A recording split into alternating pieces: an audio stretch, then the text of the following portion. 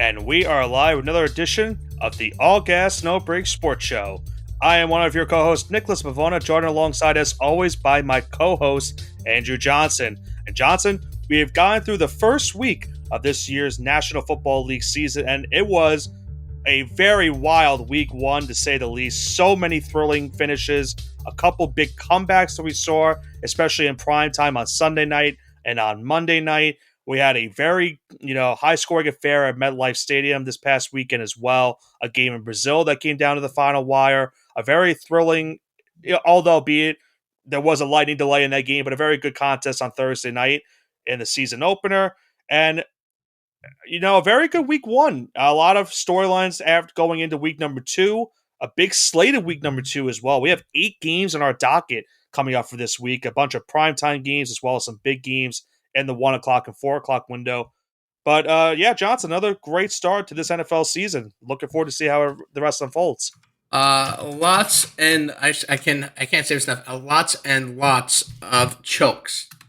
Yes. Say the least, and you can bring us into the. We'll get into all that, but you can start us off. Well, let's start off with the season opener. Let's go to this Philadelphia last Thursday night.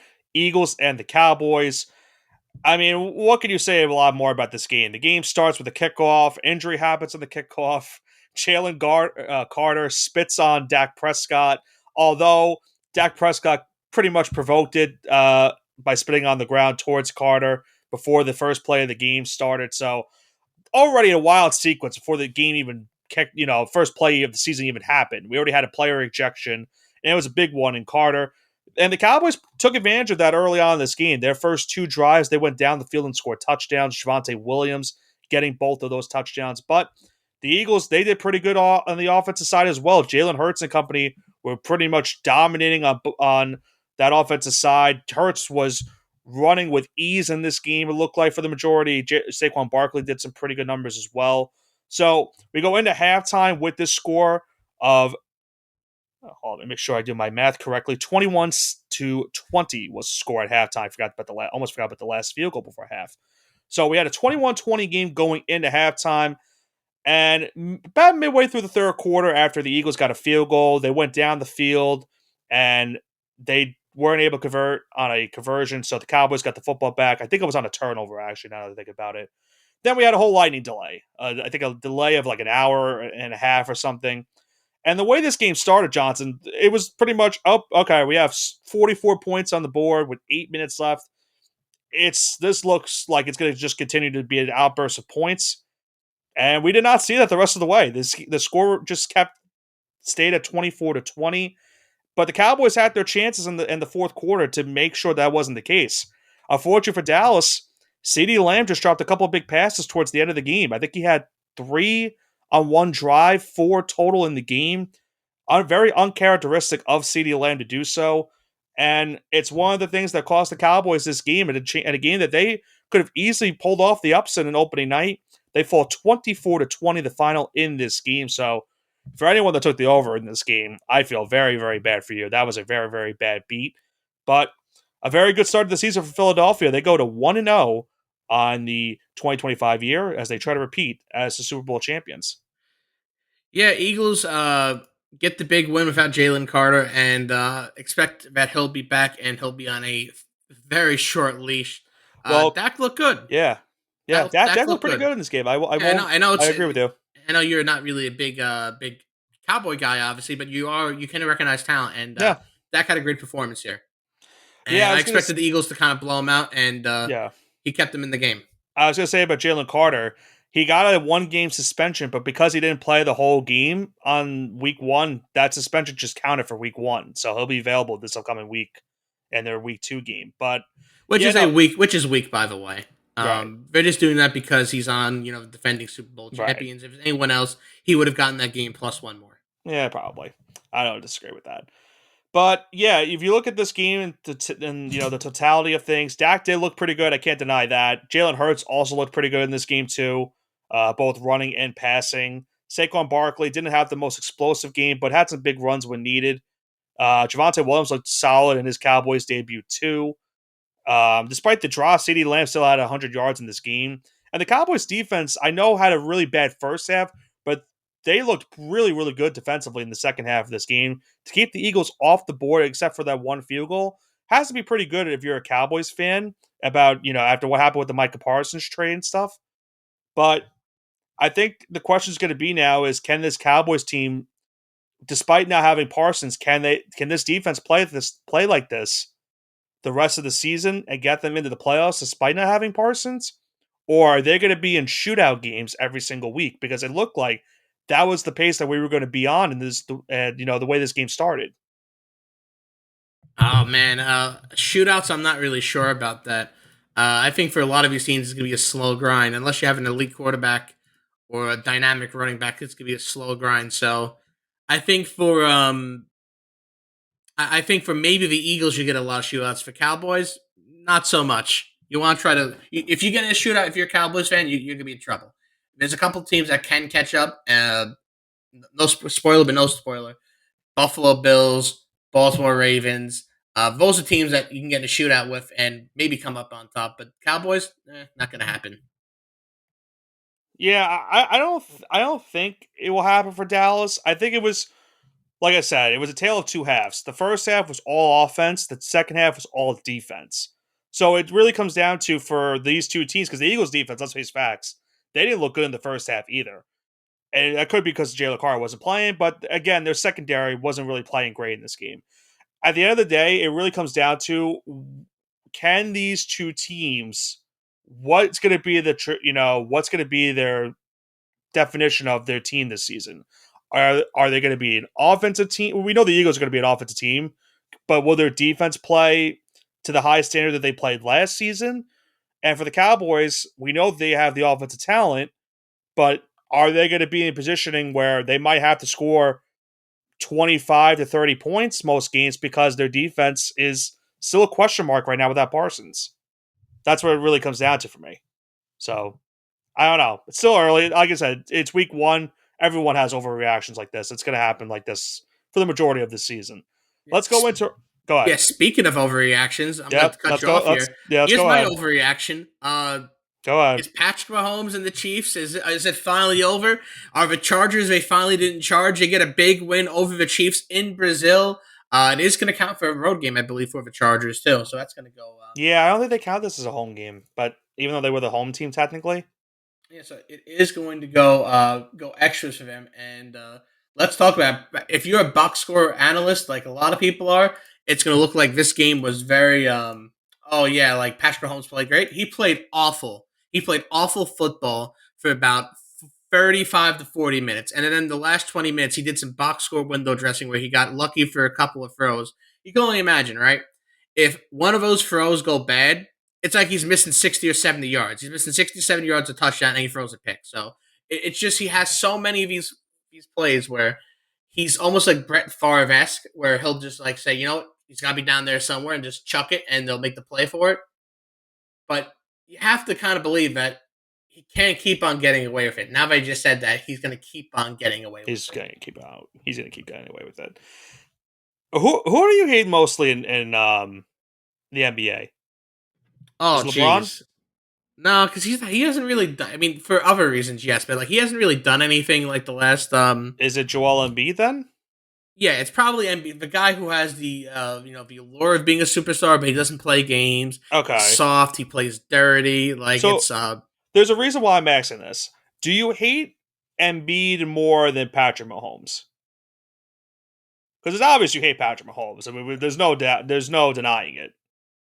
It depends on the context, right? Because here's the thing: because Embiid isn't really a winner. That's the problem. Like the NBA, like the Writing Association propped up to get that MVP over Jokic. I know we're going to NBA. Well, I promise you, I won't see here long. But yeah, it's not like Adam Silver is promoting the Philadelphia 76ers. Oh yeah, the 76ers. They have this insane, home court bias with the referees. It's not so like Joel Embiid, the person, yes, but Patrick Mahomes, the organization, yes. Does that make sense? Like, the actual, like, just the aura around it, where like he's getting the calls and he has the media behind him, and he's got Roger Goodell, and it's all these outside forces. So like all the outside forces that kind of create Patrick Mahomes' persona is worse to me, but not the actual person, if that makes sense. I think the actual person of Patrick Mahomes is better than Joel Embiid. I The don't think actual you would hate them as much as you do if they NFL and a lot of the media weren't just calm depicting them down. as the next.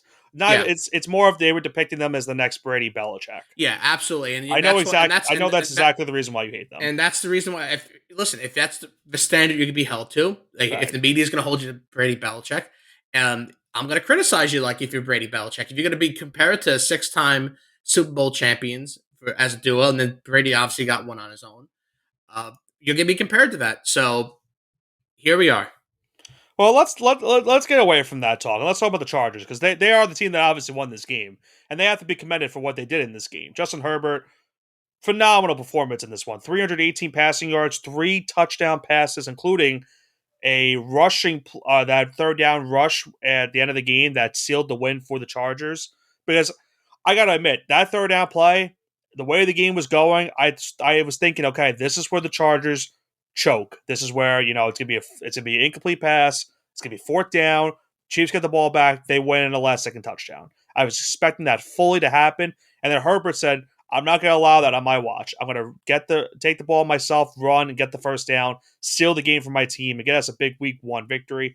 And it's a big one because, as you mentioned, could this finally be the year for this Chargers team? The pieces are there for them to do so. And considering the Chiefs now have another tough game this upcoming weekend, there's a possibility Kansas City might be 0-2 to start the season, and they haven't been 0-2. I have to do my back I have to check my history for this. I don't think they've been 0-2.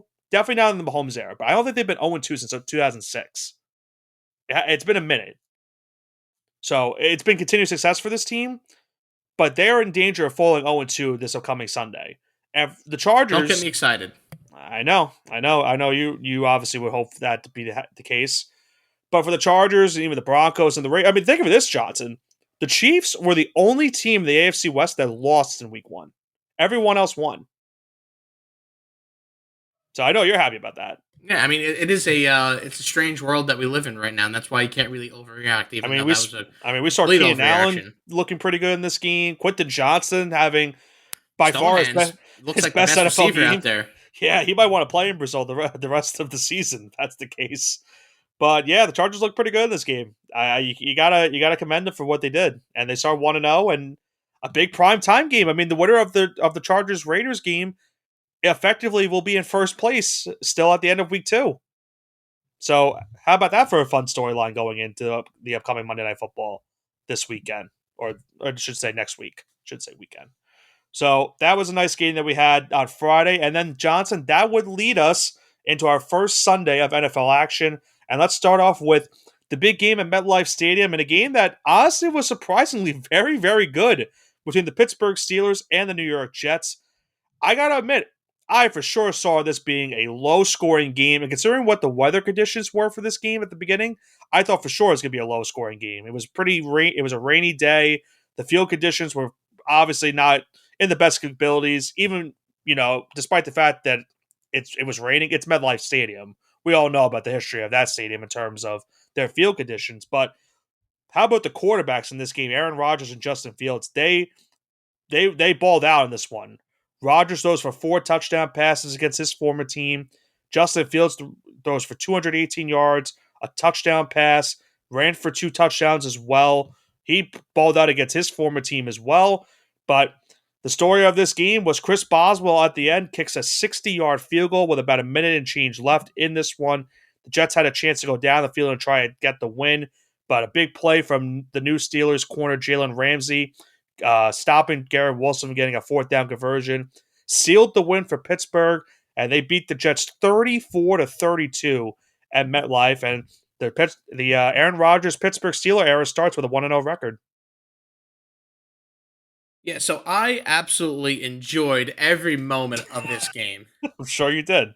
I had a blast. Aaron Rodgers looking like MVP Aaron Rodgers. I can't believe he had 4 touchdowns.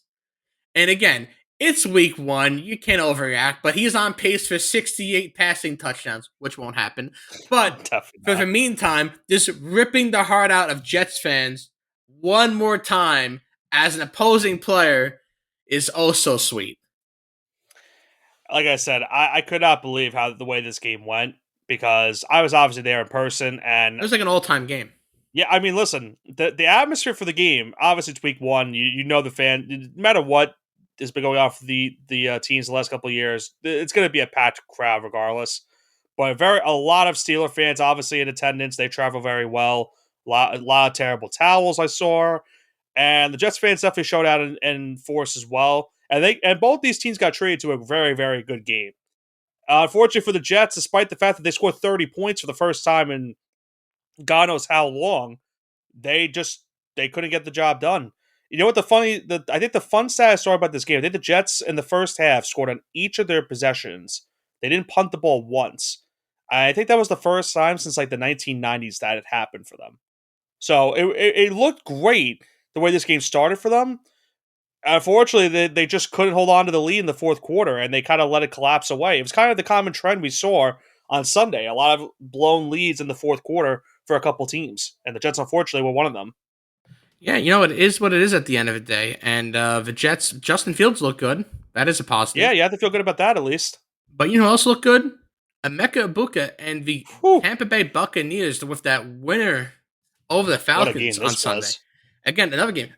I don't want to say it's a breakout party for him because it's his first game and he's a rookie. Yeah, But he I definitely dominated it's as definitely a welcome to the wide moment receiver two NFL on game. paper, but he looked like he was the wide receiver one out there most of the game. Yeah, yeah, I think a lot of things came around this game for both sides. I mean, we saw Abuka go, nice 60, had 67 yards, 2 touchdowns. Buccaneers really couldn't throw the ball in this game. You have to commend the Falcons defense for a defense that gets laughed about a lot. They actually played pretty good in this game. It was a really, really good, solid showing for them. The problem for them in this game was they just realistically went. It was kind of situational defense where they had a lot of good plays, but then when it came to like third downs and stuff like that, that's where they were getting killed at the end of the day.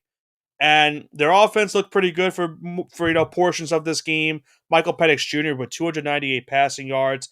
They could not run the ball though, so good job by the Buccaneers defense. They shut down Bijan Robinson.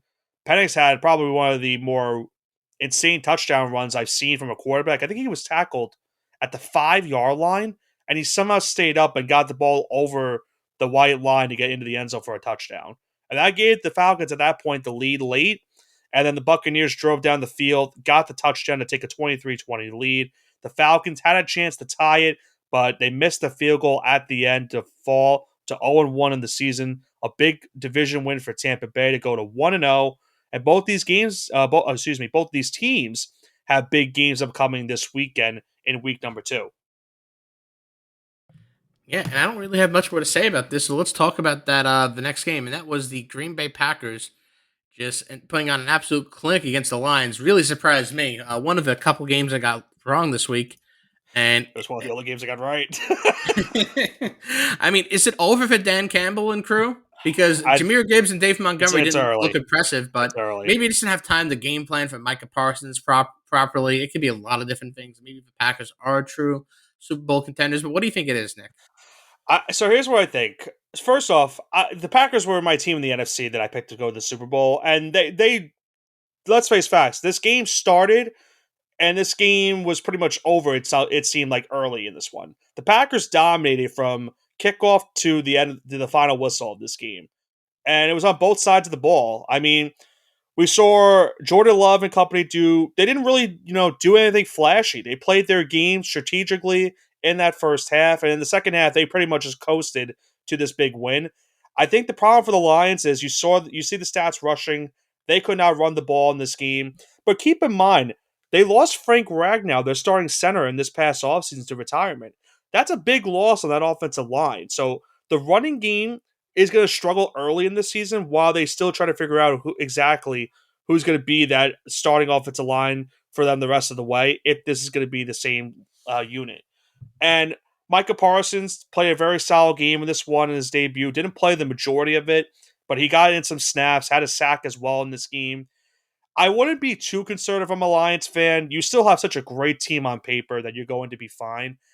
I will say, if they were to lose to the Bears on Sunday, then I would panic. Because if you fall to 0-2, then I'm starting to worry because it's really going to say to me, wow, not only did our two coordinators not only were they really good, but you probably make the case that they made Dan Campbell the highly touted coach to a lot of people that Look like a he is right joke. now.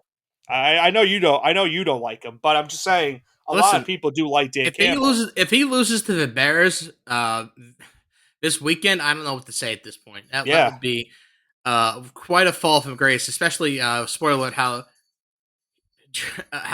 Caleb Williams looked yeah, I know. this past Monday night. I don't But think it's out of the question. before we get to the Monday night game, we got to talk about that Sunday night game. Probably one of the best, if not Game the of the year. greatest Sunday night game in a decade. Yeah, it's going to be the game of the year. I would be stunned if a game beats this game. But it's really because of what happened. Because it was back and forth for I thought for a good portion of that first half. Baltimore kind of got a little bit away in the second quarter, and it was really because of Derrick Henry and what he was doing on the ground. He was sensational in this game.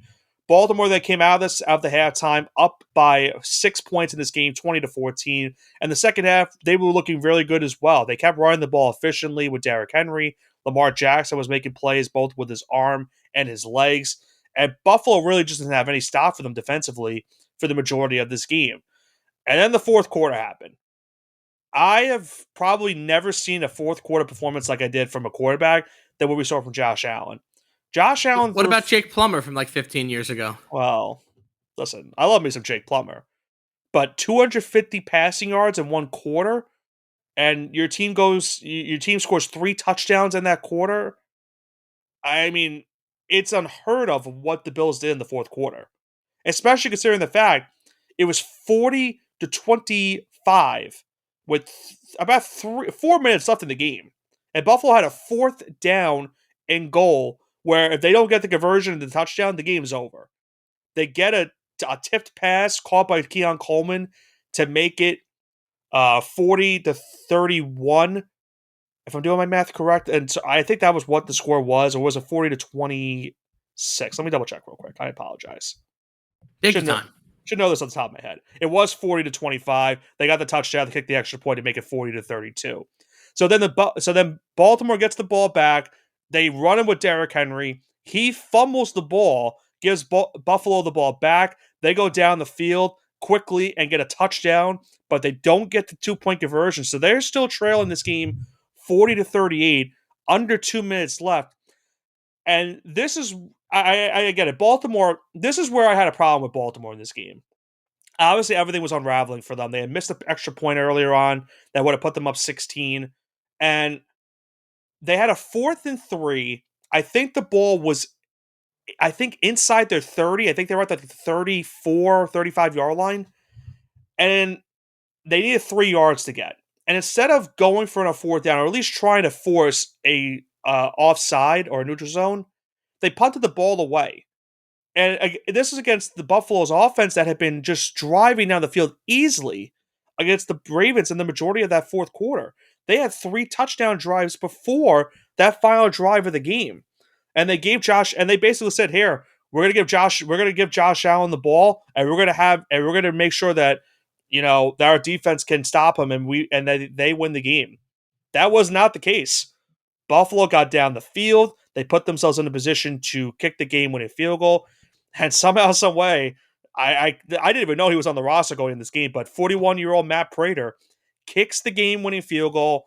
Buffalo stuns Baltimore 41-40, the final in this game. Another unconceivable loss for the Ravens, in which it's been, unfortunately, a common trend for this team, in my opinion, these last couple seasons. And Buffalo is the beneficiary of this game, and they win a thrilling Sunday Night Football game to start the year 1-0.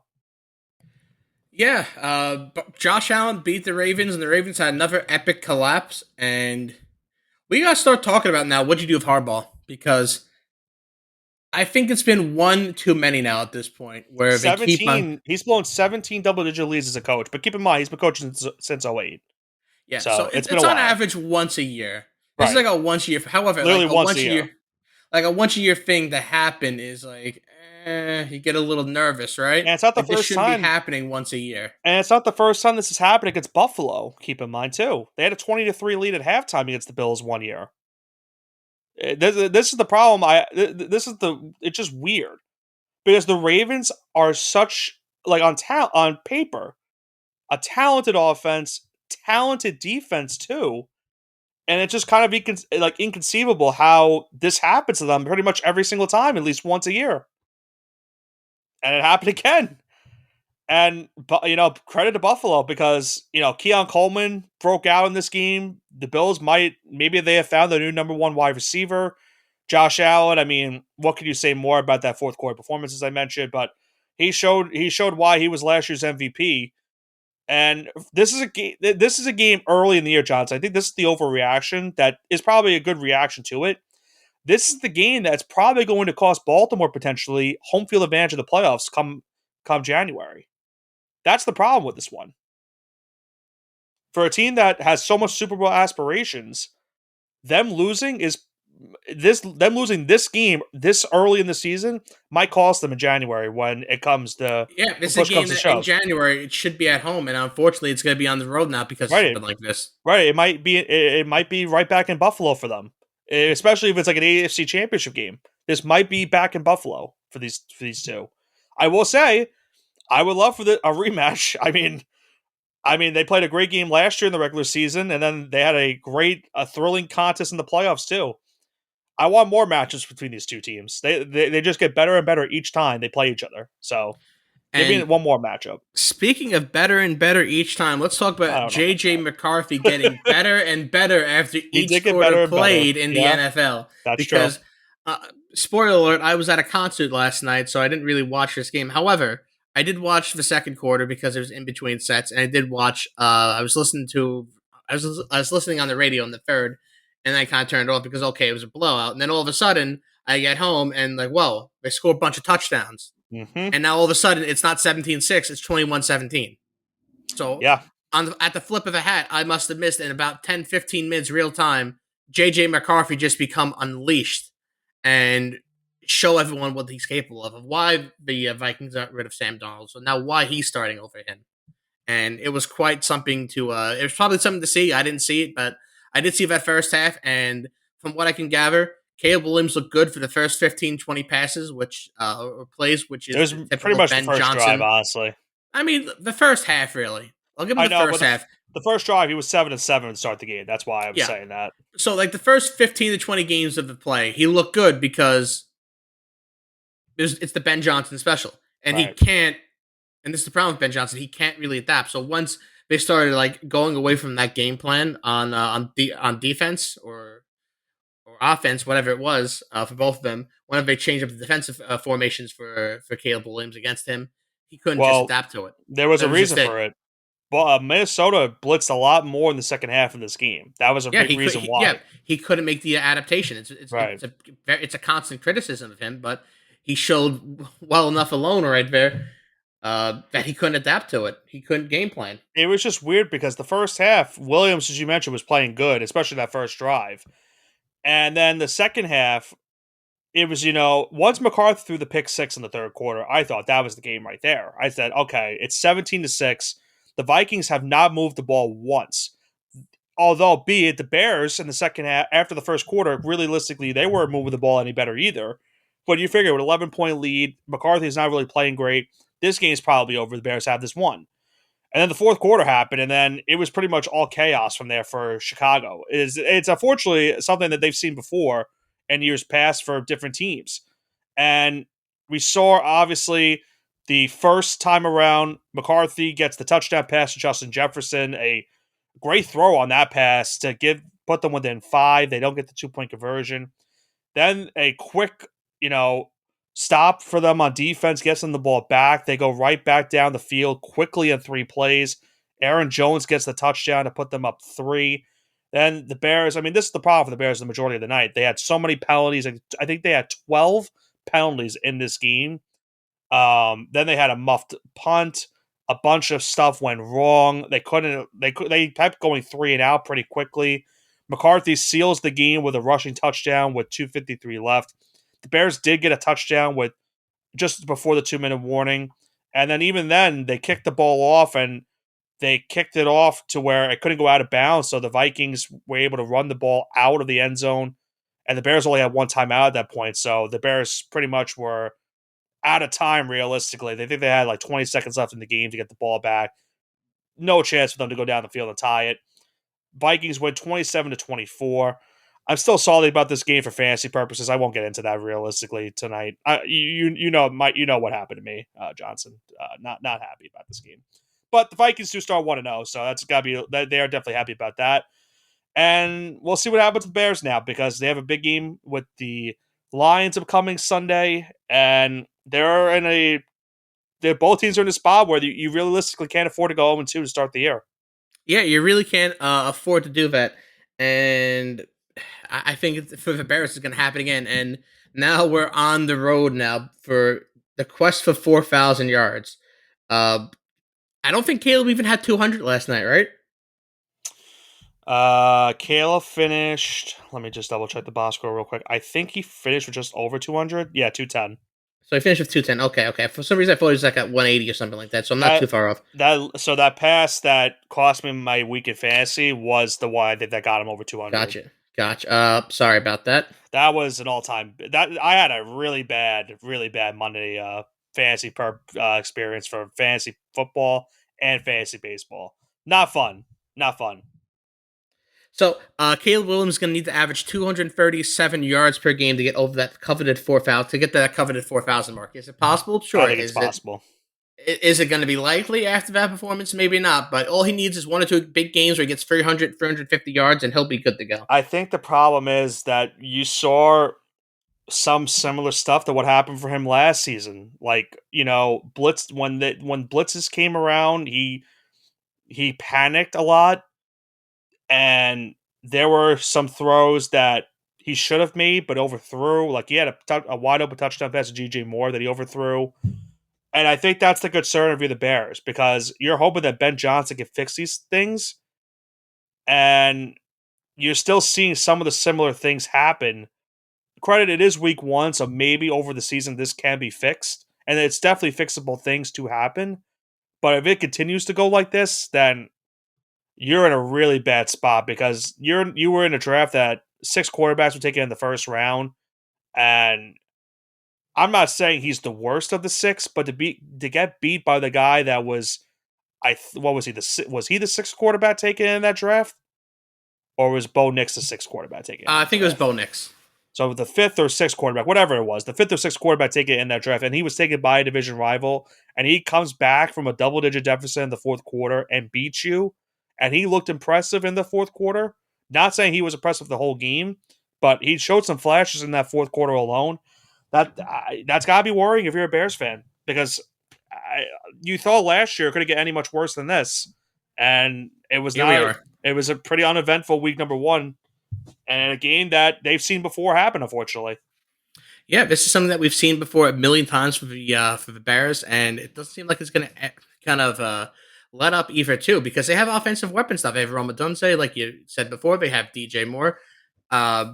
They have a lot of guys on offense there, and they just can't seem to figure it out. Yeah, I get. Yeah, it's like you said. There's a lot of offensive playmakers. Roma Dunze looked pretty good in this game. DJ Moore had some nice catches. Thankfully, did not get seriously hurt after that scary collision he had late in the 4th quarter. And I think for the Vikings, I think the good thing for them is that they got to the playoffs last year with Darnold. If everything goes according to plan, if McCarthy plays at least half decent, they could probably get back to the postseason again this year too. So, yeah, postseason would be very great. Would be very nice, but let's kind of take it one step at a time for this team. Yeah, but let's go into our mushing hour, Johnson, for week number 2. For those who listen to our college football show, I already spoke my displeasures of what happened in the NFL picking this week. Here's the biggest ones that were really irked me, Johnson. The Steelers. They win by 2. They were 2.5 point favorites. The Falcons I had picked They had the lead, and then they gave up the touchdown. So that one was always the unfortunate. Buccaneers. It was Always the the Buccaneers. Bucks. The Bills won, also very annoying. They win by 1. The spread was 1.5. And then the Bears, I mean, we just spoke about it. They had a double-digit lead in the going into the fourth quarter. They lose. They were 1.5-point underdog. That was just my week. I go 2-6, but you go 5-3. So very good start to the 2025 season for you. And yeah, just like the Bears, I guess it can't get any worse from here on in, right? Yeah, so let's go straight in the mushing hour now. We're going to have our Thursday night game, Commanders at Packers. Packers are a 3.5-point favorite in Lambeau Field. Over-under is at 48.5. And I have the Packers taking this down at 3.5 points. If the Giants kind of look competitive against the Commanders for a good portion of this game, and the Packers just absolutely ruffle stomp the Lions, I have to give it up to the Packers that they're going to cover against the Commanders here. So give me the Packers minus 3.5. Packers do have some injury concerns at the receiving core. Golden and Reed right now are questionable, but I think they are going to play at least a limited capacity in this game. But yeah, the Commanders, they weren't really flashy in week 1. The Giants' defense didn't play too terrible against them, but their offense looked abysmal. Again, unfortunately. I'm going to go with the Packers' money line in this game. And the reason is the same reason I gave in the college football show, which 3.5. The way I've been losing, I'm now trying to avoid losing by half a point at this rate because I just lost a bunch of those this past weekend. So I'll just take the Packers straight to avoid any shenanigans once again. But knowing my luck, the Commanders are probably going to win this game. That's just how it goes. Let's go into our next game, Johnson. It's the DK Metcalf Bowl in Pittsburgh as the Seattle Seahawks go on the road to take on the Pittsburgh Steelers. Steelers a 2.5-point favorite. 39.5 is the over-under. So despite the Steelers scoring a lot of points this past Sunday, they are expecting another low-scoring game. Yeah, give me Steelers minus 2.5 here. There's no reason why they shouldn't cover. It's Seattle's not really rebuilding, but they're not really contending. They're kind of like this weird limbo, like they always are. Meh. That's yeah, how kind of like the Steelers, but at least the Steelers will probably win this because they're at home. So give me Steelers minus 2.5. Well, it comes down to the defense. Steelers' defense is just better. The Seahawks defense doesn't look bad right now, but the Steelers still on paper are a better defense between the two. I'll go with Steelers money line because I took Steelers minus 2.5 once, and that bit me on the backside. So not going to do that again. Steelers money line.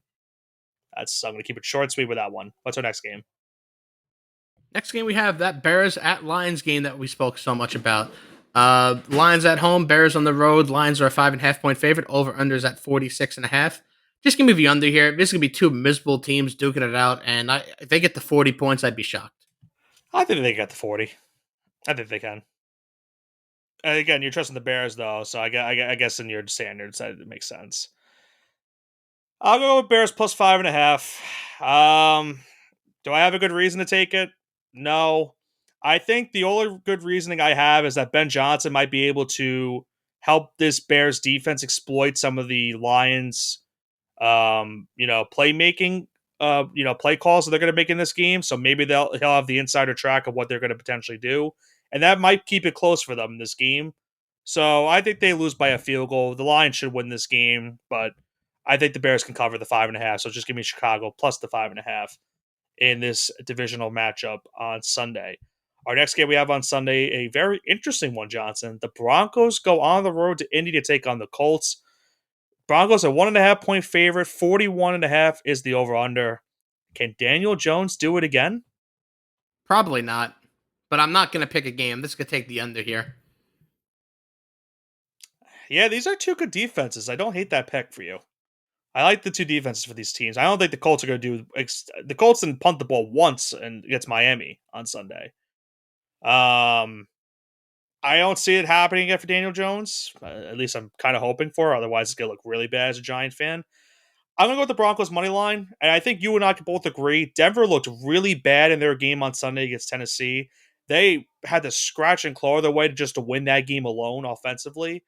I don't think it happens. I think it's going to be another tough game offensively for them this one on Sunday. But I think what we saw from the Colts offense on Sunday is not going to duplicate again. I think the Broncos will exploit that Colts offense this week It'll be a low scoring game. I do agree with you on that part, but I think the Broncos do get the job done and hold on for the victory against Indianapolis on the road. All right, let's go into our next game now. It's Eagles at Chiefs. So the Chiefs are at home. However, it's going to be the defending Super Bowl champs here. So it's a rematch of the Super Bowl here. Uh, Chiefs are 1.5 point favorite. 46.5 is the over under. Give me Eagles plus 1.5 here. I think the Chiefs lose and start 0-2 on the season. This is a very hot take, but Jalen Carter is going to play this game, and I think he's not going to get thrown out this time, which is a whole other aspect of the defense. Xavier Worthy is going to be out for an extended period of time. There's no real wide receivers there besides Hollywood Brown.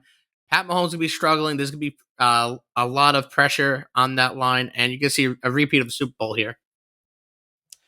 I hate to say it, but I'm picking the same thing as you. I'm going with the Eagles plus 1.5. I think it's honestly amazing that the Eagles are an underdog in this game, considering what you just mentioned with the injuries at the receiving core, and the Chiefs' defense did not look good in their first game of the season either.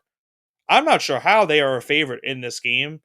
It's gotta be just because they're home. That's the only reason that's the only reasoning for it. If it was in Philadelphia, I think the Eagles would be a 5.5 point favorite. That's how I feel about it, at least. I'm gonna go with Eagles plus 1.5. I think they win this. I honestly think they win this game convincingly. I'm not sold on the Chiefs right now so far early in the season. So I don't know, but I hate that it's a double mush. It's a mush for the Eagles, but maybe it works out in my favor. Who knows? Our next game, we go into our first of primetime games this week. We have 3 primetime games to end our football slate this week in week number 2. The first one being on Sunday Night Football, Falcons at the Vikings. The Vikings are a 4.5 point favorite, over under 45.5. Give me Vikings minus 4.5 here. After what JJ McCarthy showed in that second half, he just got warmed up, and the Falcons are way worse defensively. They're at home. Vikings minus 4.5 kind of seems like a lock. It probably will be, and because I need to pick up some games on you, I'm just going to go with the Falcons plus 4.5. However, I do think this is going to be a close game between the two. I think the Vikings win on a last-second field goal, or the Falcons, probably for the second straight week, knowing their luck, probably lose on a last-second field goal because they miss it. So, who knows? I do think the Falcons are still a good team on paper. They just have some bad, like black magic that's going wrong for them right now. It's not working, and everything that could go wrong for them in most of these games does go wrong. So it probably happens again. I'll take them to cover the 4.5, but they probably lose this game still on Sunday night. All right. With that being said, let's go into the first of our Monday night games. We have the Buccaneers going into Houston, take on the Texans. Texans are a 2.5 point home favorite and over under slate at 42.5. I'm gonna take the Bucks plus 2.5 here. Texans didn't look really that great, and Baker's just getting warmed up. Yeah, Texans offense was not great against the Rams. Nico Collins, I don't think did much in that game. They had 3 catches in that one. There's no run game right now for Houston either with the injuries to Joe Mixon, and you're still in a bell cow situation right now with Nick Chubb, at least for the moment. Tampa's offense was up and down on Sunday, but they're just a better team on paper between the two. So I'm going to agree with you on this one as well. I'm also going to take Tampa Bay plus 2.5 in this game. I do think they get the job done on the road, and it'd be tough for Houston if they start 0-2 as well. That would not be a good start for them, but it's the good thing for them, Johnsons, and they're in the AFC South, so they still have a chance to win that division, even if they were to lose this game. And then the final game of this week, number 2, it's another Monday Night Football matchup. We have a doubleheader this week on Monday night. It's the Chargers at the Raiders, a battle for first place in the AFC West early in the season. Chargers on the road are a 3.5 point favorite, over under 46.5. Give me Chargers minus 3.5 here. I think they'll beat the Raiders. It's not too far of a travel for them. It's so I don't know that Chargers fans are known for traveling very far or very wide, but this is the team won't have to travel. This is the matchup of whose fan base is going to show up in full force. Because the Raiders fans, I mean, they'll be there. The Raiders have fans, but not like they did, like they used to have in Oakland, right? Yeah. I will go with Chargers money line. Kind of similar to the Packers pick earlier with the 3.5. I'm just going to try to avoid a field goal or a half point loss in this one. Chargers are the better team of the two. I think the Raiders are, they had some flashes against the Patriots in their game on Sunday.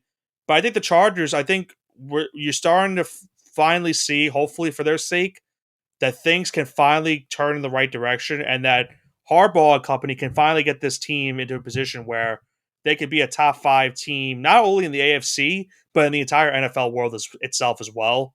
So I almost said San Diego, but they're still San Diego in my heart. I will go with the Chargers money line in Vegas on Monday night to conclude week number 2 of this NFL season. So that will do it for our week 2 mushing hour. Johnson, any final thoughts you have on this one before we wrap it up tonight? It was a long week 1, and the season's just getting started. No one can overreact until the middle of October, so let's see what this week brings us. Yeah, I mean, you and I, obviously, our teams did not look great in week number 1. Probably going to be a long season for us, too. Who knows? And considering the fact that my team's already in quarterback controversy, and we've only played one game in the season, yeah, we're back to NFL football. I can definitely tell you that. Looking forward to seeing maybe Jackson Dart this Sunday. Who knows? Maybe it happens. Probably not, but maybe it happens. We'll have to see and wait if that is indeed the case. But that's going to do it for this week's edition of the All Gas No Break Sports Show. A very wild week number 1 now leads us into an action-packed week number 2. Commanders and Packers on Thursday night, Seahawks and Steelers, Bears and Lions, Broncos, Colts, Eagles, Chiefs, and then on Sunday night is the Falcons and the Vikings. And then the week rounds up with 2 Monday Night Football games, Buccaneers at Texans, Chargers at the Raiders. Johnson and I will recap all those games next week right here on the All Gas No Break Sports Show before we preview week number 3. This has been Nicholas Pavona, joined alongside by my co-host Andrew Johnson for the All Gas No Break Sports Show. Have a great rest of your week.